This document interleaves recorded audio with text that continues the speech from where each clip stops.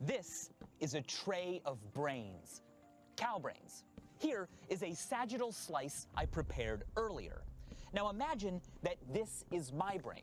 Just looking at it, it would be impossible to know what part does what, or that different parts did different things at all. But if you change specific parts of your brain, you can often affect specific functions. So if this was my brain, that would be pretty bad. I would almost certainly have just become cortically blind. Of course, scientists can't go cutting and poking and stabbing people's brains to see how it affects their behavior. But they can study the behavior and abilities of people whose brains are different from neurotypical brains. For instance, in rare cases, people whose eyes function normally but who are blind due to damage to their visual cortex may experience the neurological phenomenon of blind sight, which allows them to sense and respond to objects they cannot see. Due to a brain injury, this patient is consciously blind on his right side. But while he sees nothing in his right field of vision, he is able to sense the presence and motion of an object he cannot see.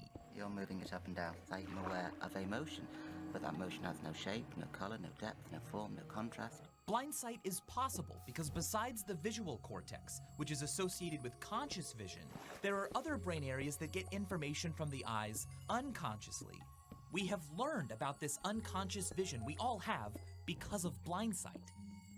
The study of divergent minds has revolutionized our understanding of the brain in ways that would not have been possible otherwise. People who differ from the norm expose elements of all our minds that we didn't even know were there.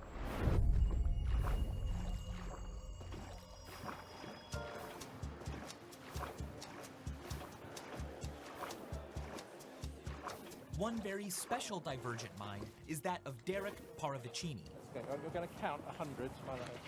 Yeah. One, two, three.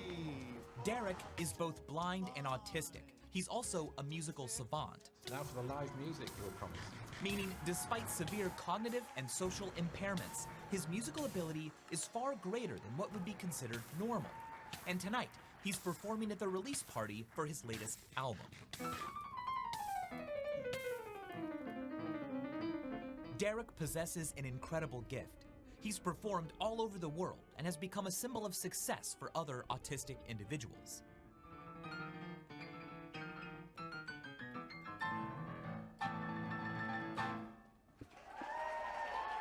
Later, we'll take a deeper look into Derek's unique mind. Thank you.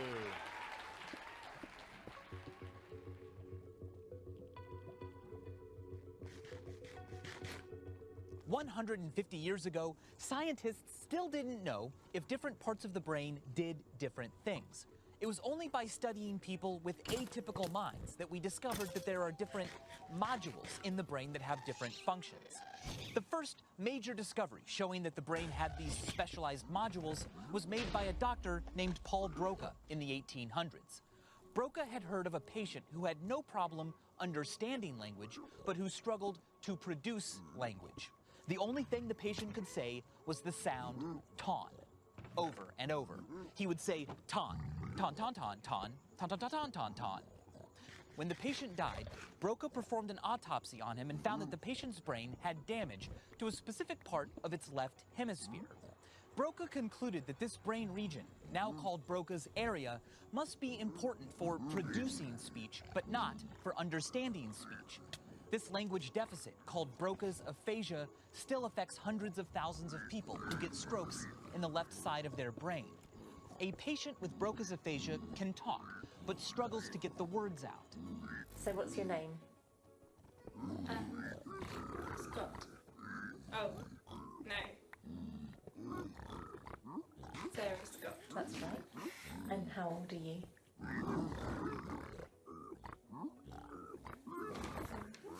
I can't. Another part of the brain related to speech is Wernicke's area, which is associated with language comprehension. Patients who damage this region can speak fluently, but are unable to understand language or use it in a meaningful way. What were we just doing with the iPad? Right at the moment, they don't show a darn thing. With the iPad that we were doing. Like here? I might change for me and change hands for me. It would happen. I would talk with Donna sometimes. We're out with them. Other people are working with them. I'm very happy with them.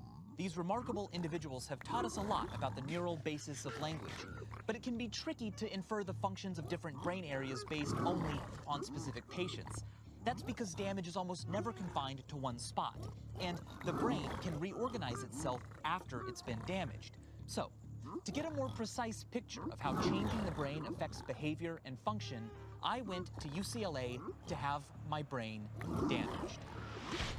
But not permanently. I'm not gonna have a piece of my brain removed and thrown away. Instead, I'm going to have part of my brain tissue temporarily and safely disrupted by a technology called transcranial magnetic stimulation. Here I go.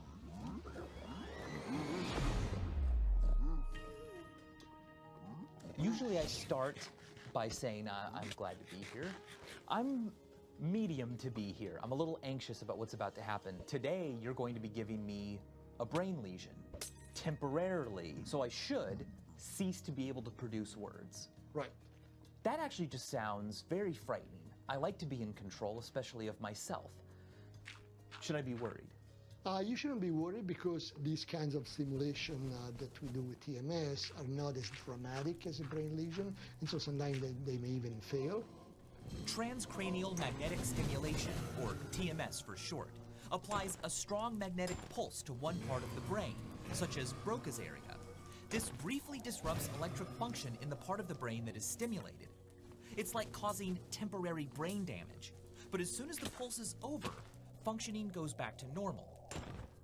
While it's not guaranteed that TMS will affect my ability to speak, Dr. Iacoboni has successfully stimulated Broca's aphasia on other test subjects. Transcranial magnetic stimulation, to see what happens when switching the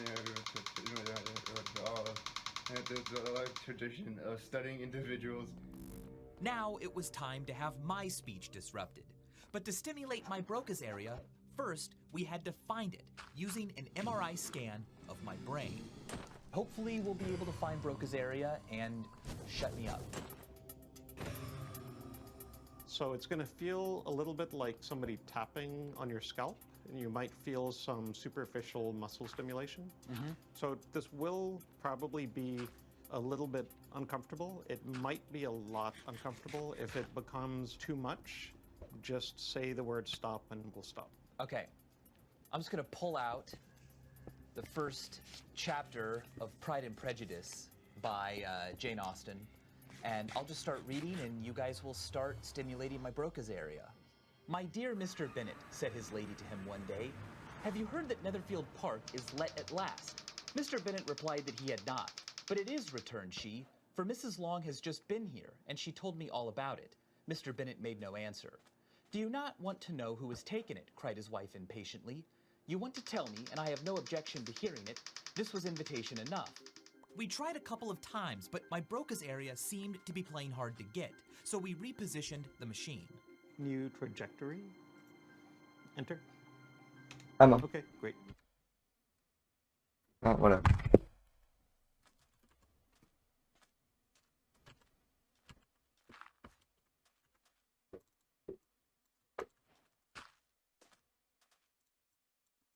Off the ball. All right.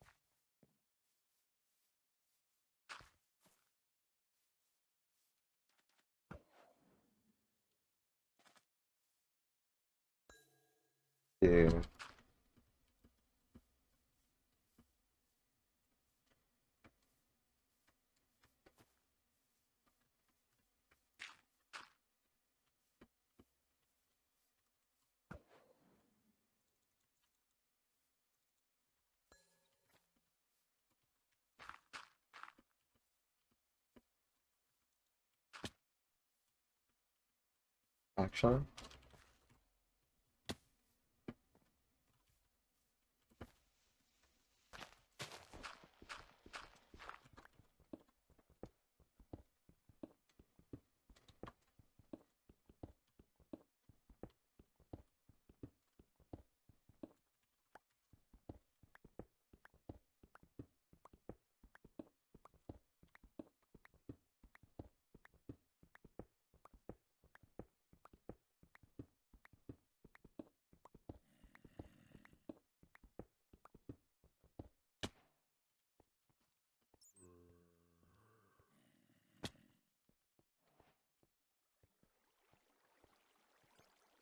Fluoride.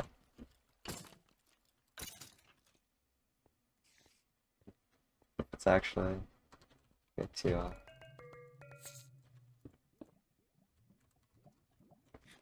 1356 PV phase. No water. I'm pagging and jamming.